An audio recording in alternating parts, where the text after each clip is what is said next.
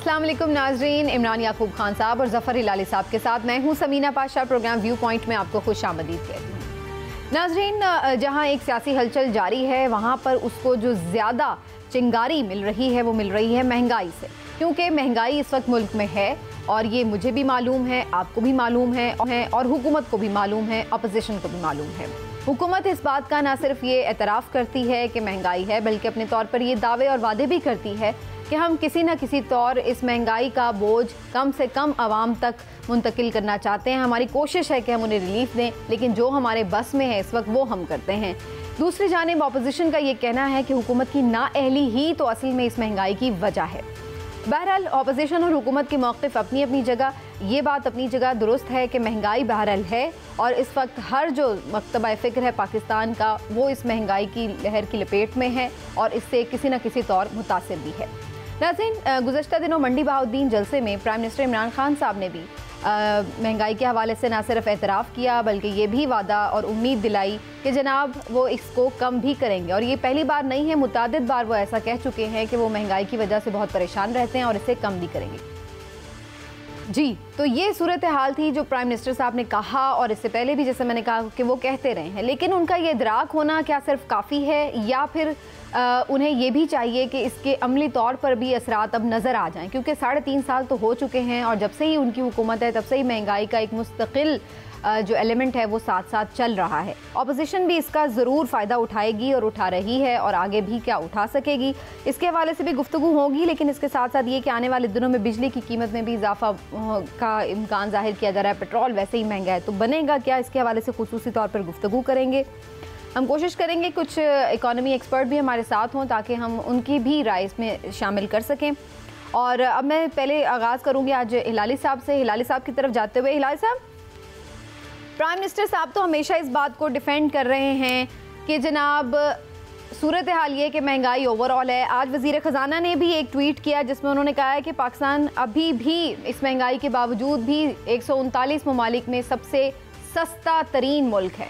लेकिन आप समझते हैं कि हुकूमत के ये ट्वीट्स या हुकूमत के ये अदादो शुमार जो वो प्रेजेंट कर रही है वो इतने अच्छे तरीके से प्रेजेंट कर रही है कि लोग उसको मान लें, क्योंकि बहरहाल तासुर तो अगेन वही है कि महंगाई है। नहीं, मेरे ख्याल में इससे बेहतर तरीका हो सकता। देखिए, एक ईमानदार तरीका, सिर्फ ये एक ही ईमानदार तरीका है इन चीज़ों को कंपेयर करने का। अगर आप 3 चीज़ें पहले डिक्लेयर करें, पहले काफ़ी नहीं है कि कीमतें दें।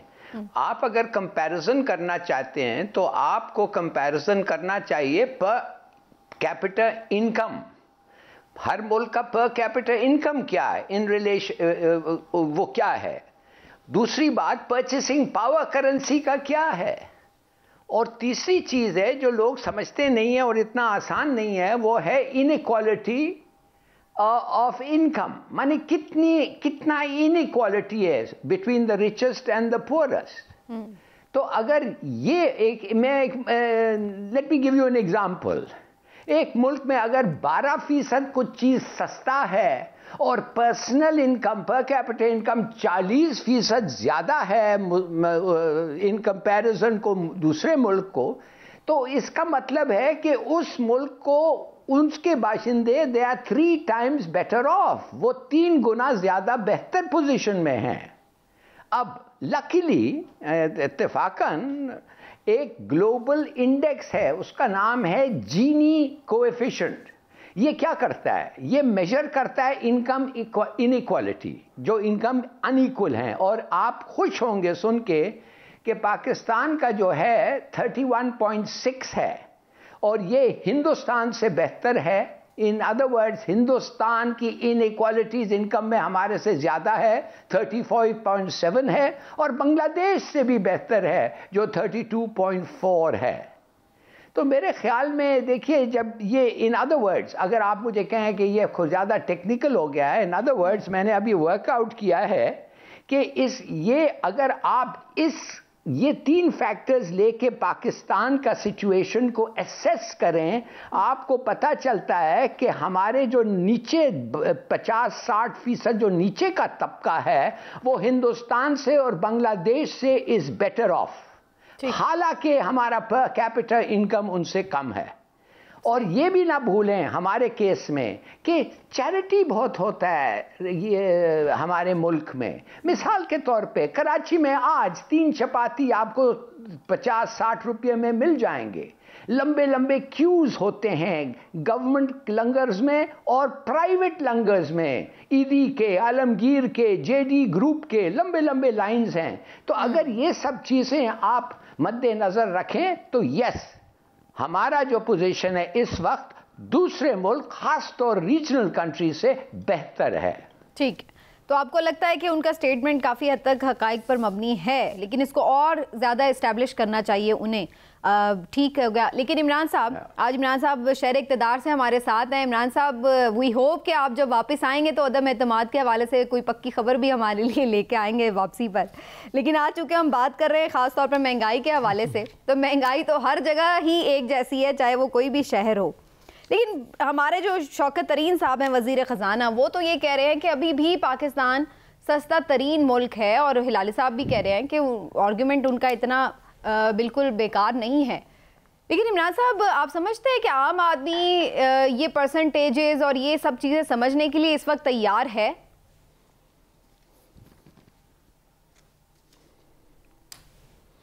बिस्मिल्लाहिर्रहमानिर्रहीम।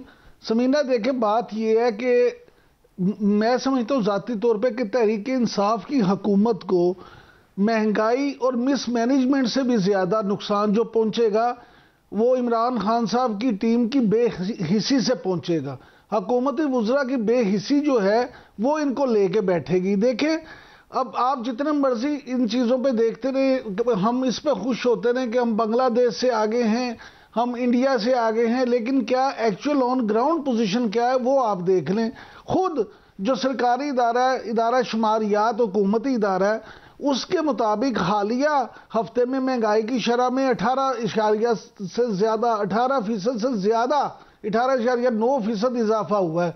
यानी महंगाई रोज़ाना की बुनियाद पर बढ़ रही है। पेट्रोल की कीमतें फिर 12 रुपये फी लीटर से ज़्यादा बढ़ी हैं, और अब बिजली भी कहा जा रहा है जी 6 रुपये यूनिट बढ़ते जा रही है। और ये फ्यूल एडजस्टमेंट जो है, ये जो आवाम के सर पे पड़ी है अलग। चले, इन चीज़ों पे भी मैं कहता हूँ कि आप छोड़ दें।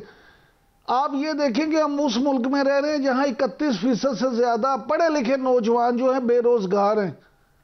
फिर इकोनॉमिस्ट जो सबसे मोतबर एक समझा जाता है मरूफ इदारा है, उसके जो उसने कल डाटा जारी किया उसके मुताबिक पाकिस्तान महंगाई में अर्जेंटीना और तुर्की के बाद तीसरे नंबर पे है। हमारे यहाँ कहा जाता है जी हम तो महंगाई दुनिया में सबसे सस्ते हैं। पल्स कंसल्टेंट इसी माह जो उनका सर्वे हुआ है उसके मुताबिक 84% पाकिस्तानियों ने 84% पाकिस्तानियों ने अपना सबसे बड़ा मसला महंगाई करार दिया है। ठीक। और मुझे आप ये बताएं 99% यानी 99% पाकिस्तानियों ने गुज़श्ता 3 माह में महंगाई में मुसलसल इजाफा होने पे इंतहाई परेशानी का इजहार किया था।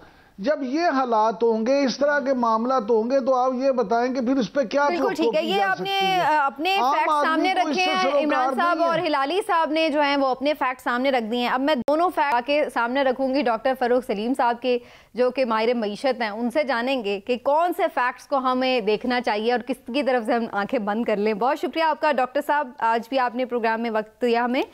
डॉक्टर साहब, प्राइम मिनिस्टर भी कहते हैं महंगाई ज़रूर है लेकिन डायरेक्शन जो है वो मईशत की सही है। इमरान साहब ने अपने फैक्ट्स रखे हैं, उन्होंने अपने कुछ सोर्सेज से बताया कि क्या क्या चीज़ें ख़राब हैं। हिलाली साहब ने अपनी चीज़ें बताई हैं। मेरा सवाल ये कि हम तायुन करें किस तरह, कौन सी चीज़ है मापने की कि जो हमें ये बता दे कि मईशत सही सिमत में है। बेशक अभी हम मुश्किल में हैं गरीब आदमी, लेकिन मईशत बहरहाल सही सिमत में है। कैसे जांचें हम?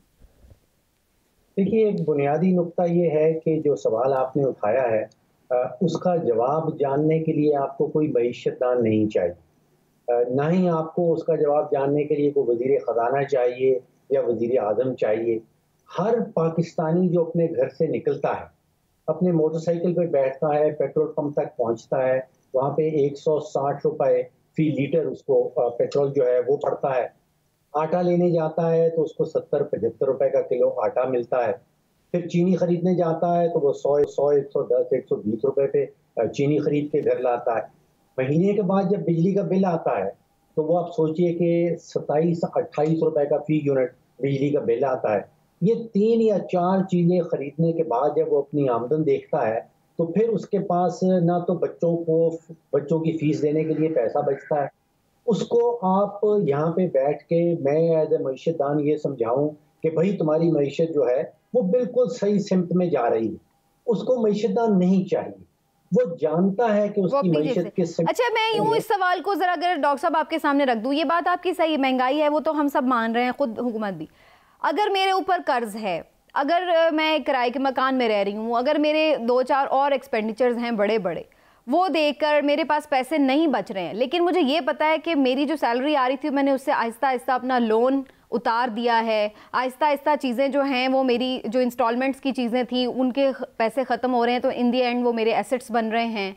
आखिर में मुझे ये तो लग रहा है, मुझे ये पता है कि मैं टाइट ज़रूर चल रही हूँ, मुझे मुश्किल हो रही है इस वक्त चलने में, लेकिन मेरी डायरेक्शन ठीक है, मेरे लोन्स भी उतर रहे हैं, मेरी जो चीज़ें हैं वो भी बन रही हैं, और आगे मुझे कुछ ना कुछ बचत भी होना शुरू हो जाएगी जिससे मेरा हाथ आहिस्ता आहिस्ता बेहतर हो जाएगा। इसको मैं अंडरस्टैंड करना चाह रही हूँ कि बेशक मुश्किल टाइम तो है, महंगाई है, मैं भी टफ हूँ इस वक्त, लेकिन मुझे ये पता है कि डायरेक्शन ठीक है। पाकिस्तान की डायरेक्शन ठीक है क्या?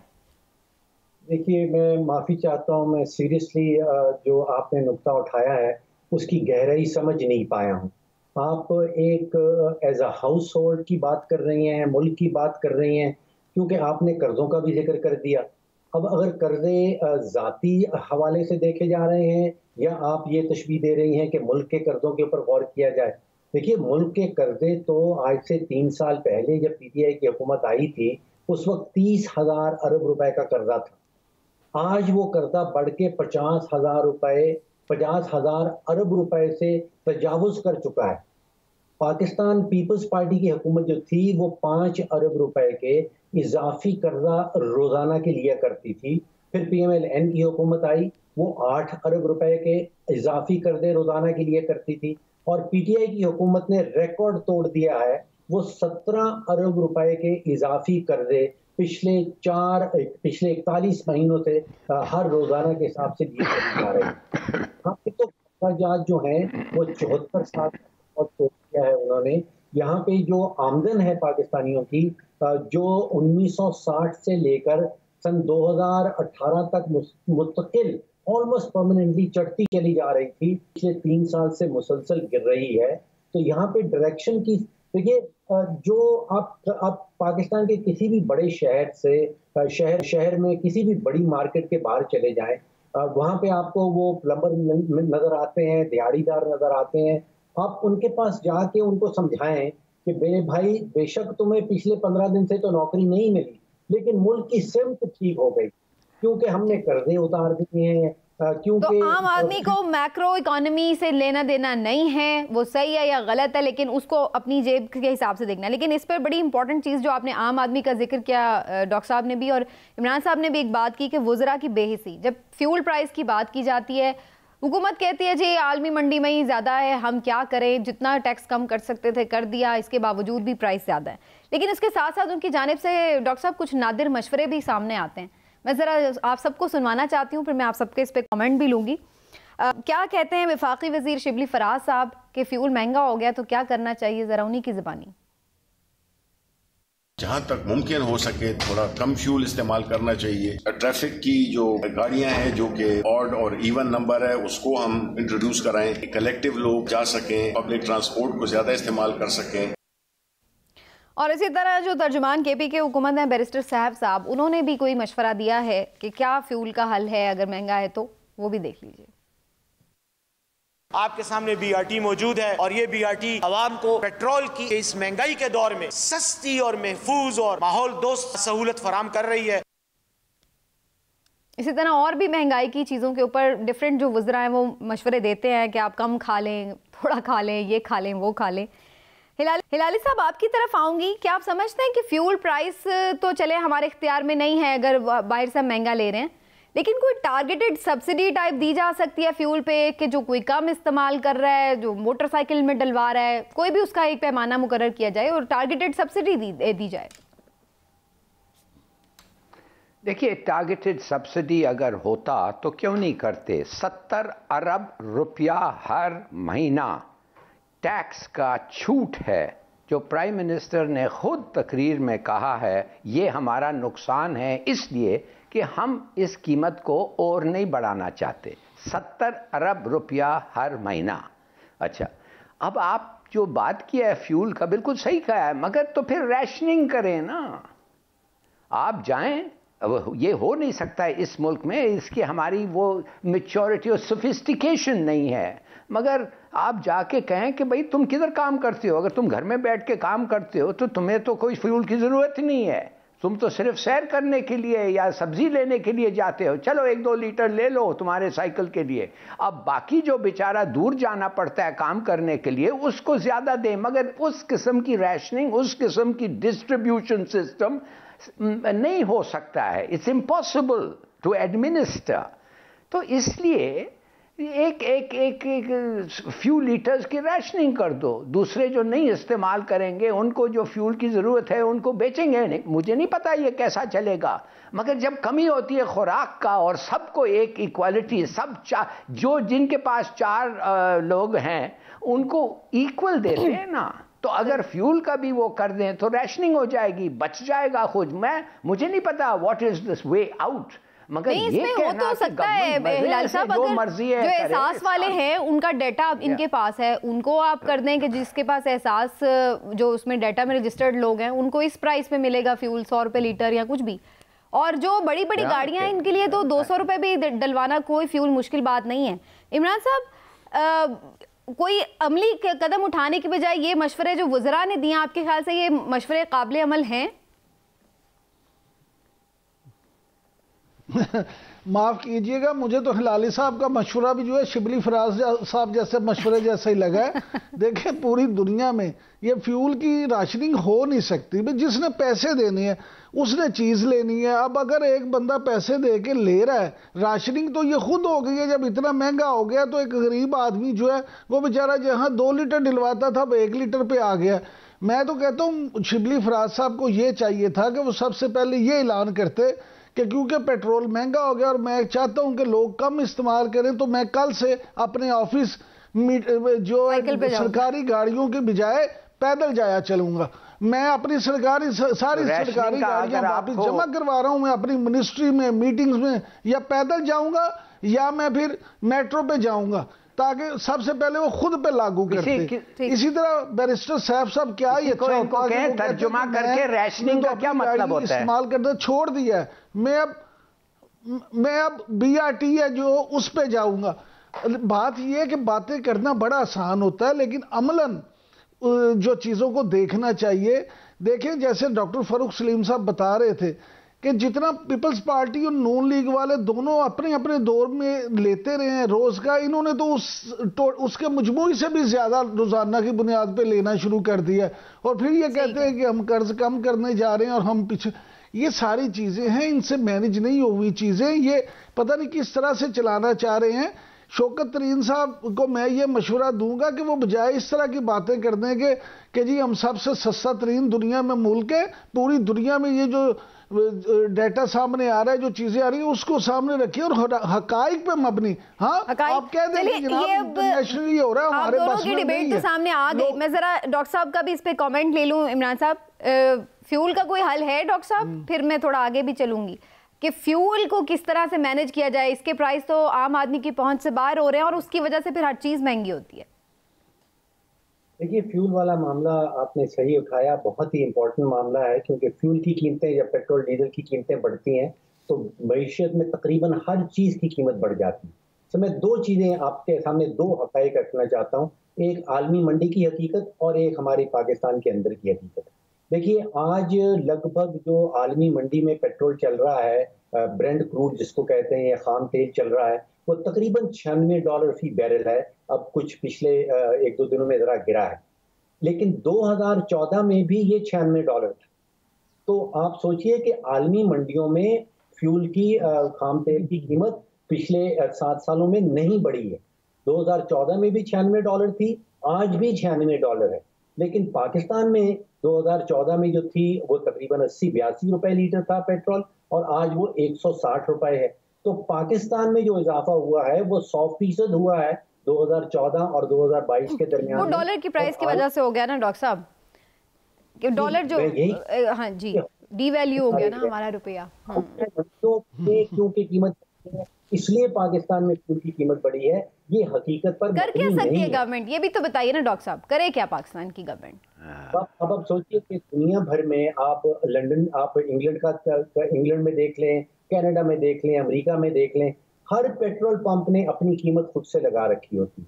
यहाँ पे हुकूमत जो है वो ऑयल के सेक्टर को मोनोपोली बना के क्यों रखे हुई है?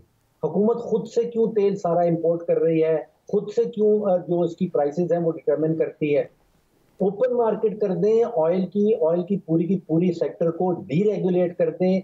जिस पेट्रोल पंप का जो मालिक है, जिस पेट्रोल पंप की जो पेरेंट कंपनी है, वो अपने हिसाब से तेल इंपोर्ट करे और वो तेल जहां से सस्ता उसको मिलता है अपनी अपनी कीमत लगाएं। इसमें हुकूमत का क्या मार्केट को ओपन कर दे आपके ख्याल से? ठीक है, तो ये आपकी तजवीज़ है। बहरहाल देखते हैं जी हुकूमत इस पे क्या।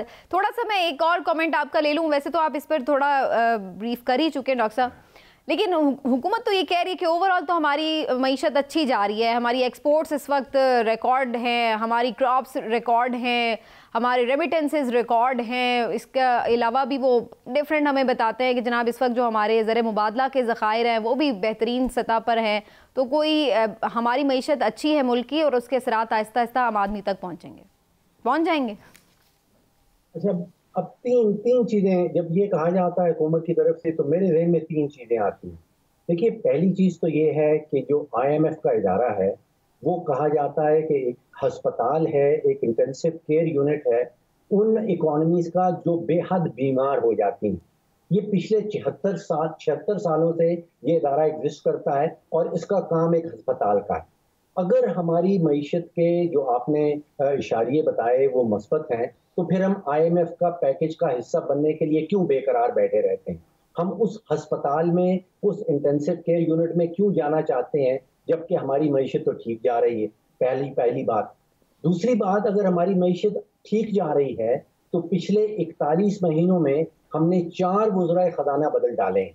अगर वज़राए ख़ज़ाना इतना अच्छा काम कर रहे हैं तो फिर उनको बार बार हर 8, 9, 10 महीनों के बाद बदलने की क्या जरूरत पड़ रही है? तीसरी बात, अभी हमारे वज़ीर आज़म साहब ने जो परफॉर्मेंस के हवाले से, कारकर्दगी के हवाले से सर्टिफिकेट्स बांटे हैं।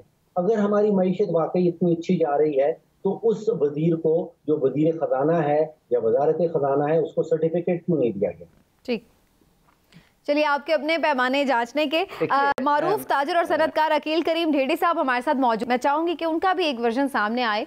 आम आदमी की बात तो सब करते हैं, लेकिन क्या ताजर और जो सनतकार हैं वो भी समझते हैं कि मईशत बुरी हाल में है या क्या वो समझते हैं? बहुत शुक्रिया आपका ढेडी साहब। अकील करीम ढेडी साहब, ये फरमाइएगा कि जो हुकूमत कह रही है कि चीज़ें बेहतर हो रही हैं और हमारी सन्नत, तिजारत, एक्सपोर्ट्स, ये वो चीज़ें हमारी बड़ी बेहतर सिमत में जा रही हैं, आप इस बात से इत्तेफाक करते हैं कि अच्छा है, इस वक्त साजगार माहौल है मईशत के लिए पाकिस्तान में? देखिए, मैं बिल्कुल इससे इत्तेफाक करता हूँ, क्योंकि कारोबार की एक्टिविटीज तो पाकिस्तान में बढ़ गई है। एग्रीकल्चर सेक्टर परफॉर्म कर रहा है, आपके मुल्क में यूरिया की इस्तेमाल बढ़ा है, बिजनेस कम्युनिटी काफी ज्यादा बेहतरी महसूस कर रही है। लेकिन इशू क्या है? इशू लोगों का है महंगाई, लेकिन ये महंगाई पाकिस्तान का इशू नहीं है, इंटरनेशनल इशू है। उसको लेके हमारे पास जस्टिफिकेशन नहीं बनती कि इनके दौर में महंगाई तो आ रही है, इम्पोर्टेड महंगाई है, उसका हम कुछ कर नहीं सकते। गवर्नमेंट हद तक इम्कान कोशिश कर रही है कि अवाम पे बोझ ना पड़े, और गवर्नमेंट ने बहुत सारे आम आदमियों को पैकेज दिए हैं जो मैंने पहले पाकिस्तान में कभी नहीं देखे।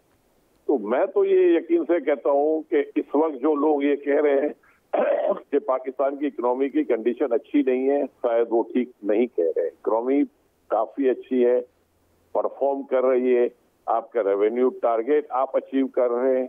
आप सिर्फ काम, आपको प्रॉब्लम आ रही है, प्रॉब्लम आपको ये आ रही है कि जाहिर बात है कि आपको IMF से पैसा लेना होता है। जब आप IMF के पास जाते हैं तो अच्छा ढेडी साहब, लेकिन एक बात है कि आपने अभी महंगाई का कहा है कि महंगाई है और वो जाहिर है इम्पोर्ट हम कर रहे हैं इसलिए महंगाई है, लेकिन बहुत सारी चीज़ें ऐसी हैं, उस पर बहुत सारे लोग ये आर्ग्यूमेंट देते हैं कि जो हमारे अपने मुल्क की पैदावार है, कम से कम जो बुनियादी चीज़ें हैं, आटा हो, चीनी हो, ये चीजें तो हम चले फ्यूल तो बाहर से मंगवाते हैं, लेकिन कम से कम जो इसकी बुनियादी चीजें हैं वो तो सस्ती हो, सब्जी फ्रूट।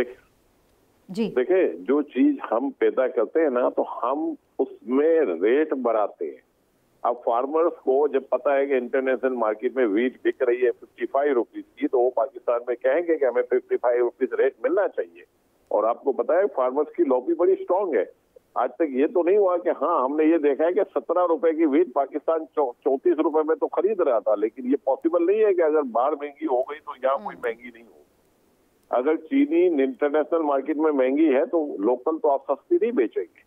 ये जो लोग हैं जो ये एक्सपेक्टेशन रखते हैं, देखिए शुगर के ऊपर बहुत सारा शोर हुआ, लेकिन शुगर का इस्तेमाल 60% तो आपकी इंडस्ट्री करती है। जूसेस वाले करते हैं, या शरबत वाले करते हैं, या बिस्किट वाले करते हैं। तो आप मुझे ये बताएं कि जो चीज दुनिया में महंगी है तो पाकिस्तान में क्यों सस्ती बिकेगी? पाकिस्तान आइसोलेशन में नहीं उसको देखेगा। रेड्डी साहब आप साथ रहिएगा, मैं हिलाली साहब का भी कमेंट। अकील भाई मुझे बताइएगा, अकील भाई मुझे बताइएगा, आपने हेलो, मैं एक सेकंड समीना, मैं अकील भाई से पूछना चाहूंगा। जी चले पूछ लें। अकील भाई, मैं ये जानना चाहूंगा कि आपने जैसे कहा कि ये महंगाई तो इम्पोर्टेड है और इकोनॉमी बड़ी अच्छी जा रही है, आप इकोनॉमी को भी बड़े अच्छे तरीके से जानते हैं और वजीर आजम इमरान खान साहब को भी बड़े अच्छे तरीके से जानते हैं। आप सिर्फ आम आदमी, मेरे जैसा आम आदमी ये जानना चाहता है कि क्या इस हुकूमत में ये इम्पोर्टेड हो या लोकल हो, महंगाई कुछ कंट्रोल हो सकेगी या इसी तरह रहेगी? देखिए, आप बिल्कुल ठीक कह रहे हैं कि महंगाई कंट्रोल बिल्कुल होनी चाहिए। उसकी वजूहत है कि दुनिया में कोविड ने एक बिल्कुल सिचुएशन चेंज की थी, जिसकी वजह से ये महंगाई आपने देखी और लोगों ने अपने अपने रिजर्व बढ़ाए हुए थे। जैसे पाकिस्तान गवर्नमेंट है, पाकिस्तान ने भी अपने रिजर्व बढ़ाए हुए हैं, व्हीट के रिजर्व उन्होंने बढ़ा के रखे हुए हैं। वो कभी नहीं चाहेंगे कि ये रिजर्व अभी बेचे जब तक ये बीमारी के बारे में ये पता ना चल जाए कि खत्म हो गई है। तो अब दुनिया जिन जिन रिजर्व को जमा करके बैठी थी वो रिजर्व अब कम होने शुरू हो गए। अब आपकी कमोडिटीज नीचे आनी शुरू हो गई है, अब आपका फ्रेट के रेट नीचे आना शुरू हो गया और ये सीधा सीधा हर तो हमें ये कॉन्टेक्स्ट में ही चीजें देखनी होंगी। ठीक है रेड्डी साहब, मैं जरा हिलाली साहब का भी कमेंट ले लूं। हिलाली साहब भी कुछ ऐड करना चाह रहे हैं। जी हिलाली साहब, 2 वर्जन सामने आए हैं। रेड्डी साहब कह रहे हैं कि मईशत बेहतर है, फिर भी हमारी अच्छी जा रही है, और हमारे डॉक्टर साहब ने तो कुछ और हकायक सामने रखे हैं। फिर कैसे अब आम आदमी को समझाएं? नहीं, अगर कोई समझने के लिए केपेबल नहीं है, समझ ही नहीं सकता है। और दूसरी बात यह है कि अगर आप जैसे कहते हैं कि वो कहते हैं 2014 में $96 था पेट्रोल, मगर जब भी आप इंटरवीन करके कहती हैं कि रुपया डिवैल्यू हो गया है, कोई उसके बारे में कोई कहता ही नहीं है कुछ। मैंने कि that is never taken into account. तो ऐसे लोगों से मेरे ख्याल में इन चीजों के बारे में बात करना इट्स पॉइंटलेस। अकील देदी साहब जो कह रहे हैं सुनिए, the fact of the matter is हमारे इंपोर्ट्स बढ़े हैं in dollar terms, not in rupee terms only. तो that is a real improvement. ठीक हो गया, ठीक है। चलिए डॉक्टर साहब से जरा जब आपका पॉलिटिकल एजेंडा, आखिरी में यही कहूंगा, जब आपका political agenda takes over your economic agenda, तो फिर आपके साथ रैशनली इकोनॉमिक्स पे बात नहीं हो सकती। ठीक हो गया, चलिए। लेकिन इलाज साहब, वो बात ये कि वो खुद तो अंडरस्टैंड कर रहे होते हैं, वो ये कहना चाह रहे होते हैं कि आम आदमी ये चीज़ नहीं अंडरस्टैंड कर रहा होता। बहरहाल आपका अपना पॉइंट ऑफ व्यू है, लेकिन डॉक्टर साहब आपको क्या नजर आ रहा है, आने वाले दिनों में कुछ सूरत हाल बेहतर हो सकती है? प्राइम मिनिस्टर साहब ने जो नए वादे किए हैं, कुछ उनके पास ऐसे ऑप्शंस हो सकते हैं जिनको करके वो कुछ ना कुछ तो रिलीफ दें, क्योंकि अब ये इलेक्शन ईयर भी स्टार्ट हो रहा है, तो वो भी ये इतनी महंगाई अफोर्ड नहीं कर सकते। देखिए, अभी एक पैनलिस्ट ने कहा कि कोई 87% या 90% के करीब पाकिस्तानी जो हैं वही कहते हैं कि उनकी ज़िंदगी का जो सबसे बड़ा प्रॉब्लम है वो इस वक्त महंगाई का है। तो अगर आपका सवाल उसी हवाले से है कि क्या महंगाई आने वाले हफ्तों में, महीनों में कंट्रोल होने वाली है, कम होने वाली है, तो हुकूमत का अपना एक इदारा है जो पाकिस्तान ब्यूरो ऑफ स्टैटिस्टिक्स कहलाता है। उसका आप 17 फरवरी की जो रीसेंट रिपोर्ट है उसको निकाल के देख लीजिए। 1 जनवरी की रिपोर्ट है, उसमें एक तो वो अफराते ज़र की शरह बताते हैं, एक वो होलसेल प्राइस इंडेक्स बताते हैं जिसको WPI कहा जाता है, वो तकरीबन 24% पे आ रहा है। यानी कि होलसेल के अंदर जो कीमतें बढ़ रही हैं पाकिस्तान में वो 24% की शरह से बढ़ रही हैं। और उसका मतलब ये होता है कि अगर होलसेल में कीमतें 24% से बढ़ रही हैं तो अगले चंद हफ्तों में जब आप और मैं रिटेल लेवल पे जाके चीज़ें खरीदने जाएंगे तो वो होलसेल वाली जो शरह है वो मुंतकिल होगी रिटेल लेवल के ऊपर, जिसका मतलब ये है कि प्राइसिंग कंट्रोल में आने वाली नहीं है अगले चंद हफ्तों के अंदर, अगले चंद महीनों के अंदर। खासतौर पे अगर वादा कर रखा है IMF के साथ कि हर महीने 4 रुपए इजाफी जो है वो टैक्स लगाया जाएगा पेट्रोल और डीजल के ऊपर, और फिर जैसे आपने इब्तदाई में कहा कि अगर पेट्रोल की कीमत डीजल की कीमत बढ़ती है तो मईशत में तकरीबन हर चीज़ की कीमत, तो फिर ये अभी फ़िलहाल नज़र नहीं आ रहा। ये चक्कर अभी थोड़ा सा लंबा चलेगा लेकिन मुश्किल टाइम है। बहरहाल जनाब, देखते हैं आने वाले दिनों में क्या वाकई पब्लिक इस चीज़ को अंडरस्टैंड करने में कामयाब होती है या नहीं, जो कि गवर्नमेंट का नैरेटिव है कि वो महंगाई ज़रूर है लेकिन उसके कॉन्टेक्स्ट को भी देखना, जबकि बाकी लोगों का ख्याल ये है कि शायद आम आदमी इतना ज़्यादा उस चीज़ को अंडरस्टैंड नहीं करता जब उसके ऊपर मुश्किल टाइम चल रहा होता है। कील करीम डेडी साहब, डॉक्टर फ़ारूक सलीम साहब, आपका बहुत बहुत शुक्रिया, आपने हमें प्रोग्राम में वक्त दिया। एक ब्रेक लेते हैं नाज़रीन, ब्रेक से वापस आते हैं तो ख़ास तौर पर आज बात करेंगे प्राइम मिनिस्टर साहब दौरा रूस की तैयारी कर रहे हैं और बड़ा एक तारीखी दौरा इसे गर्दाना जा रहा है। क्या कितना इम्पोर्टेंट है ये दौरा, इससे पाकिस्तान को क्या मिलेगा, इस पर बात होगी एक ब्रेक के बाद। हमारे साथ रहिए।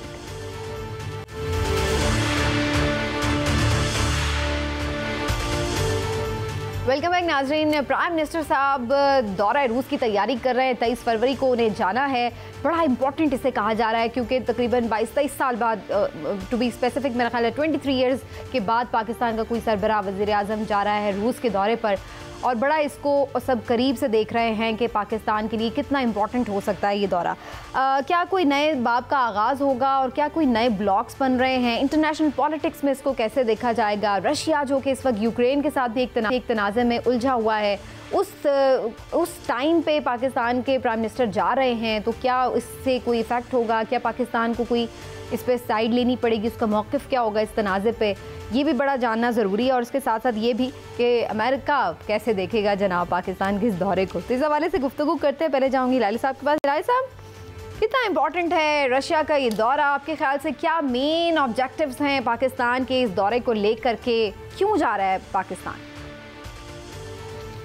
पहली बात तो ये है, मेरे ख्याल में ये है एक लिहाज से एक हिस्टोरिक दौरा। 1999 में नवाज शरीफ गया था, वो पता नहीं क्या किया, क्यों गया, इसलिए उस वक्त का जो एग्रीमेंट से हमें तो पता नहीं चले।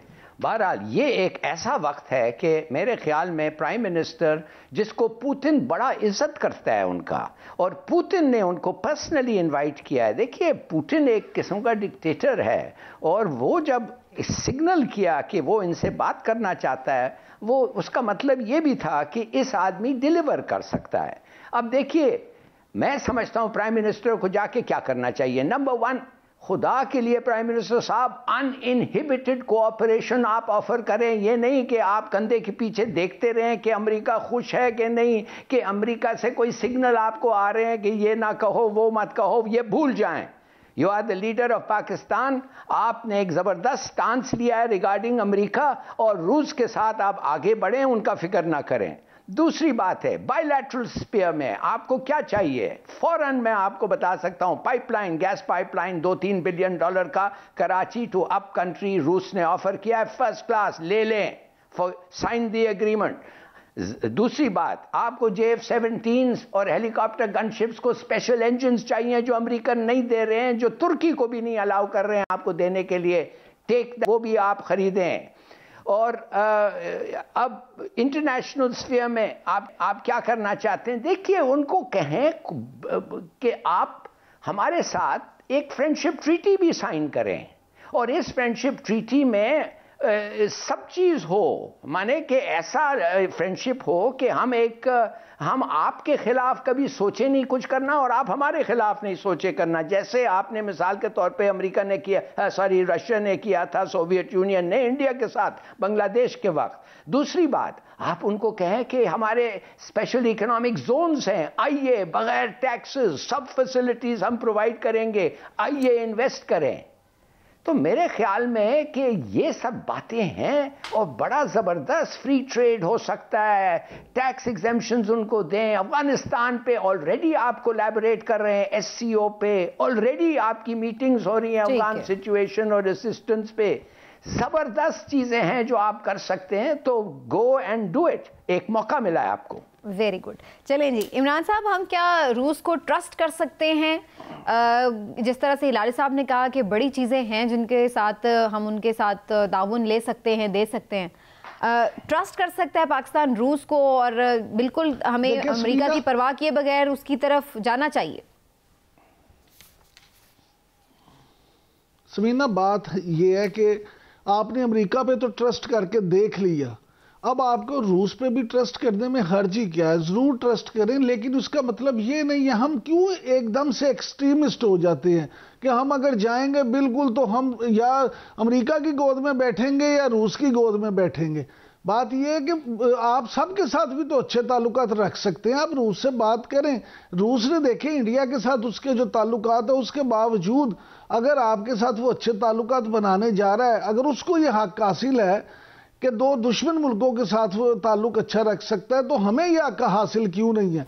आप अमेरिका के साथ भी अपने ताल्लुकात बिल्कुल ख़त्म नहीं कर सकते, बिल्कुल बिगाड़ नहीं सकते। उसकी बुनियादी वजह यह है कि आपका डिफेंस, आपकी बहुत सारी चीज़ें जो हैं वो अमेरिका के साथ जुड़ी हुई हैं। आप अगर अमेरिका को ये तासुर देंगे कि हम तो बिल्कुल ही तुम्हारे अगेंस्ट चले गए हैं, तो उसका भी रिजल्ट को अच्छा नहीं निकलेगा। IMF, वर्ल्ड बैंक और जितने इदारे जिनके पास जाके आप मिन्नतें करते हैं और पैसे लेते हैं, वो सब अमेरिका के दबाव में है। आपको ये बात भी ज़हन में रखना होगी। लेकिन इन तमाम चीज़ों के बावजूद वाकई ये हमारे लिए एक बहुत अच्छा मौका है कि अगर रूस ने हमारी तरफ हाथ बढ़ाया दोस्ती का, तो हमें बिल्कुल उसके साथ दोस्ती बढ़ानी चाहिए, उसके साथ ताल्लुकात बेहतर करने चाहिए, उसके इन्वेस्टर्स को यहाँ मौका देना चाहिए। हमें हर वो कदम करना चाहिए जिससे हमारे मुल्क पाकिस्तान का फायदा हो और बैनुल अक़वामी सतह पे भी हमारी इंटरनेशनली भी बड़ा देखा जाएगा इस दौरे को। और यूक्रेन वाला जो मामला है, अभी मैं देख भी रही थी स्टोरी में, पुतिन ने जो है वो अपने मिसाइल्स के भी मुआयने किए हैं, मशकों के, और उसके साथ साथ ऐसा लग रहा है उनकी तैयारियों से कि वो कुछ अटैक करने जा रहे हैं। उधर से अमेरिका उन्हें थ्रेटन कर रहा है कि बिल्कुल ऐसी कोई हरकत ना करे। इस सारे सिनेरियो में पाकिस्तान को क्या इमरान साहब स्टांस लेना चाहिए? और आपको लगता है कि ये दौरा कहीं उसकी वजह से ओवरशैडो नहीं हो जाएगा? देखिए, मैं बुनियादी तौर पे मुझे नहीं लगता कि रूस यूक्रेन पे बिल्कुल उस हमला कर देगा। रूस उस वक्त करेगा, ये अभी दिखाने के लिए वो जो मर्जी करे, लेकिन हमला उस वक्त करेगा जब उसके पास बाकी कोई ऑप्शन नहीं बचेगा। यूक्रेन का आप इशू समझने की कोशिश करें। वजह तनाज़ा क्या है? वजह तनाज़ा ये है कि यूक्रेन तो पहले रूस का हिस्सा था। जब 91 में ये 14 रियासतें अलग हो गई और अलग ये हो गया, तो यूरोप के साथ इनके ताल्लुकात बढ़े, अब मगरबी यूरोप के साथ। अब अमेरिका बहादुर जो है वो नेटो के ज़रिए और यूरोप के कुछ अपने ममालिक के ज़रिए हर जगह पे असरअंदाज होने की कोशिश करता है। रूस को ये पसंद नहीं था कि यूक्रेन उसके असर से निकले और दूसरी तरफ जाए, तो ये असल सारी लड़ाई जो है वो उसी तरफ है। और फिर 2014 में इन ताल्लुकात में जो बड़ा मोड़ आया वो ये था कि जब उस वक्त जो यूक्रेन के सदर थे, उनका झुकाव जो था ना, वो यूरोपीय यूनियन के साथ उन्होंने मुआहदा जो करना था उसने मुस्तरद कर दिया। इसलिए उस मुआहदे पे बड़ा एहतजाज हुआ था जब मुस्तरद किया गया यूरोपीय यूनियन में शमूलियत का। ये सारी चीज़ें अगर आप देखें तो मामला ये है कि ये यूक्रेन असल में रूस और अमेरिका की जो जंग है उसका शिकार हो रहा है। यूक्रेन को वेस्ट ने, लेकिन आपको लगता नहीं है कि रशिया अभी कोई इस पे फिलफौर अटैक करने जा रहा है? ठीक है, चलिए मैं यही सवाल लाली साहब के सामने, मुझे जाती तौर पे नहीं ऐसा लगता कि फौरी ऐसा हो। जी लाली साहब, सीधी सादी बात यह है कि जब अमेरिका ने क्यूबा पे क्यों हमला करना चाहता था, इसलिए कि रूस ने अपने मिसाइल्स क्यूबा तक ले आए थे ना, इसके माने उनके दरवाजे तक मिसाइल्स पहुंच गए थे। अब जब अमेरिका ने यूक्रेन को नेटो में ले के अगर मिसाइल्स उधर रख दें तो क्या वार्निंग टाइम मिलेगा सोवियत यूनियन रशिया को? तो ज़ाहिर है वो प्रोटेस्ट कर रहे हैं, वो कह रहे हैं ऐसा नहीं हो सकता है, पीछे हटो, हम नहीं जंग लड़ना चाहते हैं, मगर आप हमारा वार्निंग टाइम ख़त्म करना है। नंबर 1 तो ये बात है। दूसरी बात ये है, आप तो कह रही थी कि कैंप्स बनने जा रहे हैं, कैंप्स बन गए हैं बीबी। Wake up and smell the coffee. China Russia का कैंप बन गया है, न्यू कोल्ड वॉर शुरू हो गया है। ये बड़ी इंपॉर्टेंट बात की लाल साहब, मैं इस पे आपका डिटेल एनालिसिस लेती हूँ। एक छोटा सा मुझे ब्रेक लेने का इजाजत है, फिर मैं आप ही की तरफ दोबारा आती हूँ। इस पर मैं आपकी एनालिसिस लेते हैं एक ब्रेक के बाद। नाज़रीन हमारे साथ रहिए।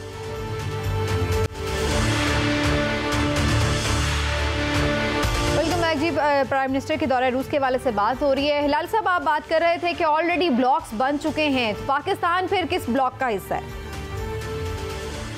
पाकिस्तान चाइना और रशिया का ब्लॉक का हिस्सा होना चाहिए। ये लोग जो कहते हैं कि हम दरमियान में बैठ सकते हैं, इनको कुछ पता ही नहीं है। देखिए, वेस्टलैंड जब आई थी इधर, वो क्या नाम था, वो डिप्टी सेक्रेटरी ऑफ स्टेट, उसने क्या कहा आपको और हिंदुस्तान को कि हमारी रिलेशनशिप पाकिस्तान के साथ सिर्फ एक बेसिस पे हो सकती है, ऑन अ सिचुएशन, माने अफगानिस्तान, और हमारे पास इनके साथ कोई रिलेशनशिप नहीं है। आपके मुंह पे कह दिया है, हिंदुस्तान को कह दिया है, आपने उसको 10 दफे पढ़ा है और फिर भी आप कह रहे हैं ही बैलेंस करो। आप नहीं बैलेंस हो सकते हिंदुस्तान के साथ। Get it into your head. वो एक सब कॉन्टिनेंट है, वो 10 टाइम्स आपसे बड़ा है। उन्होंने फैसला किया है अमेरिकनों ने कि वो हमारे हिस्साती हैं, और आप ऐसे प्रिटेंड कर रहे हैं कि आप भी एक सब कॉन्टिनेंट है और आप उनको डिस्प्लेस कर सकते हैं। वेक up and smell the coffee. ये वो नॉन अलाइंड नहीं है, और नॉन अलाइंड के जमाने में भी एक aligned of the non aligned होता था, एक not so aligned of the non aligned होता था। आप ये गेम खेलते खेलते सीटो सेंटो सब चीज उस वक्त तो चले गए। उस वक्त आपको कोई हेजिटेशन नहीं था।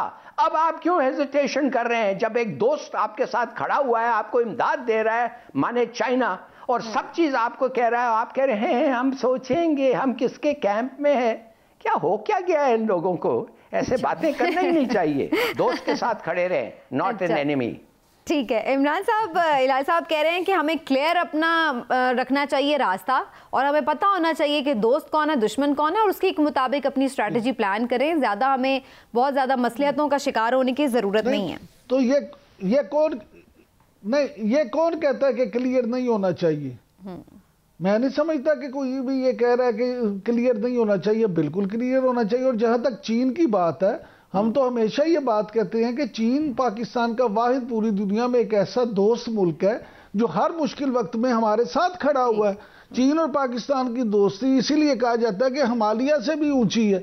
लेकिन चीन के साथ अगर देखें, चीन और अमेरिका का अगर कोई मामला होता है तो उस वक्त तो पूरा पाकिस्तान कहता है, अवामी अगर आप नब्ज देखें तो अवाम तो पूरी कहती है कि ये आप चाइना के साथ खड़े चीन के साथ खड़े हो। लेकिन उसका मतलब ये तो नहीं है कि हाँ जी, तो ये मामला ये उसका मतलब ये नहीं है कि पूरी कौम ये भी कहती है कि रूस के साथ खड़े हो जाएं या किसी के साथ भी खड़े हो। आपने अपना मफाद देखना है।